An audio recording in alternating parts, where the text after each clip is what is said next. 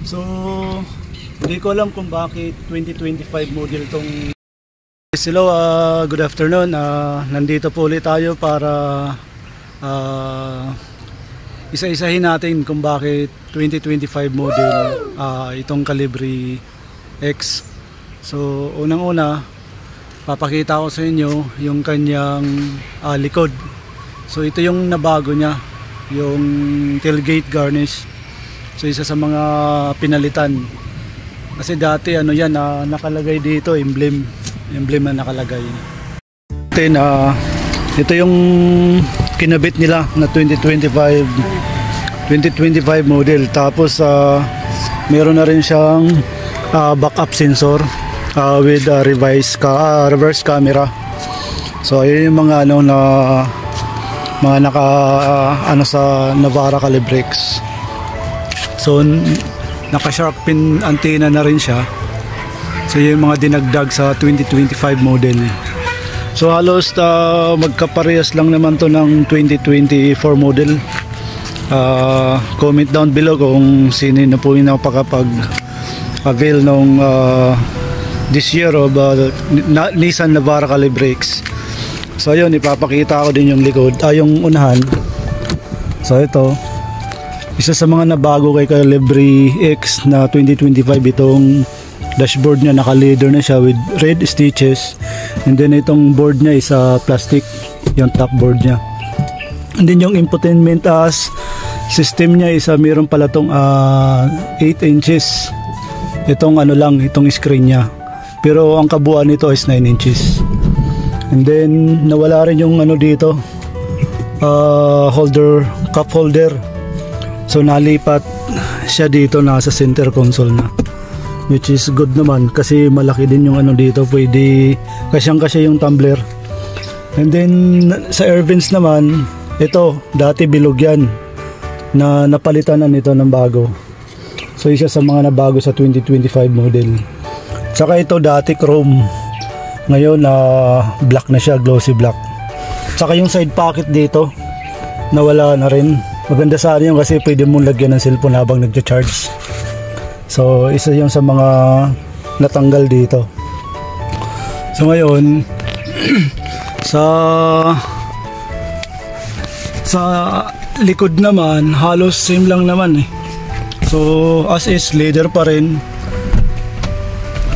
siya. Yung hindi ko lang nagustuhan dito yung niya, naka beads siya.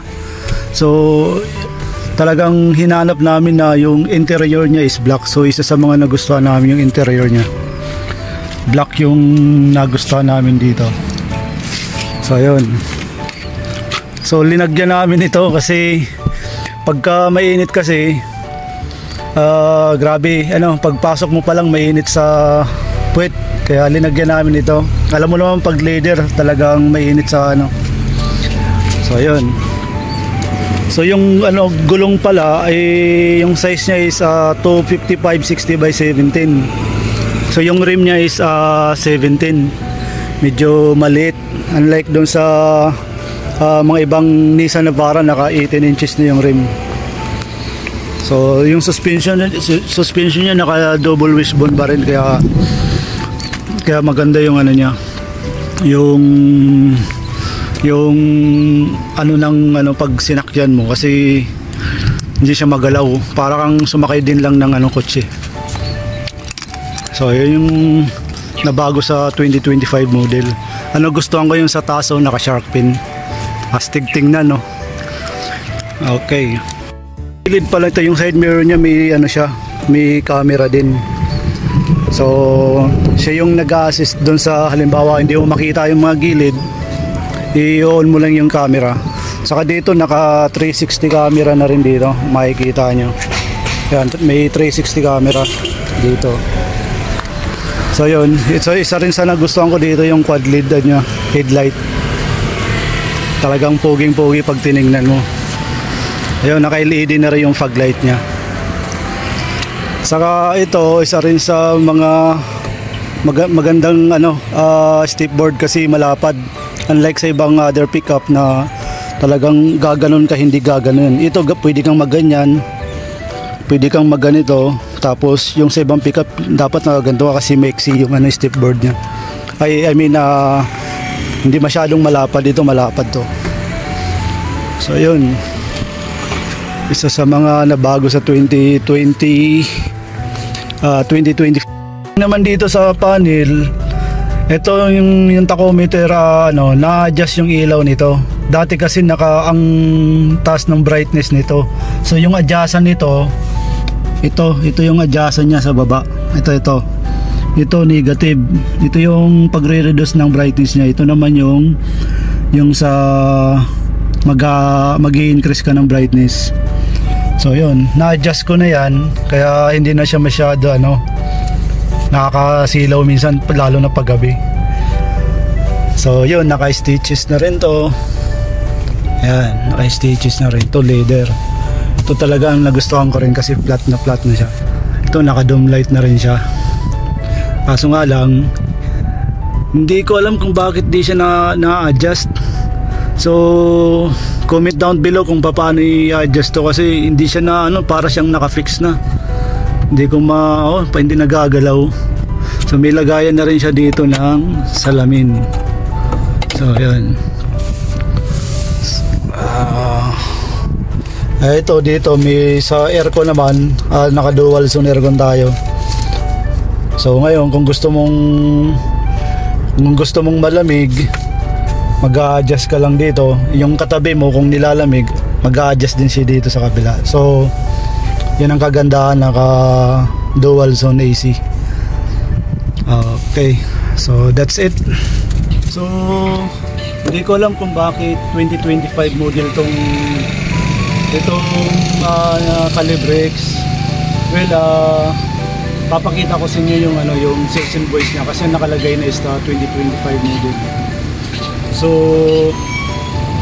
comment down below kung ano yung mga na-obserban nyo sa Navara 2025 model, kung ito ba'y magandang experience din sa inyo kung nasakyan nyo na rin. Para sa akin kasi na-experience na namin from here to Batangas. Swabe yung kanyang takbo. Pagdating naman kasi sa gas consumption,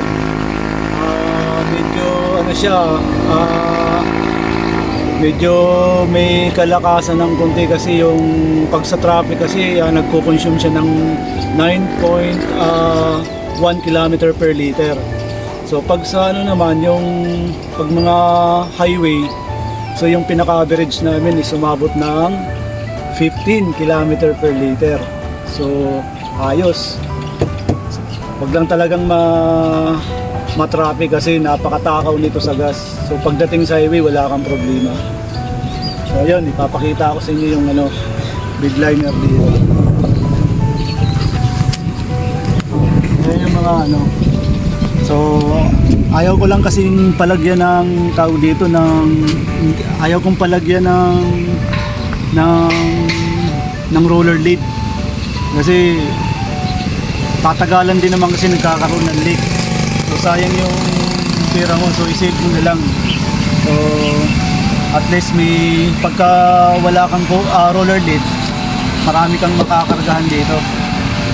So kung gusto mo lang talagang pang personal use, yun, pwede ka maglagay ng roller lid. So dun naman sa mga naghahanap ng gustong may cover, yung mag top lip cover na lang kayo.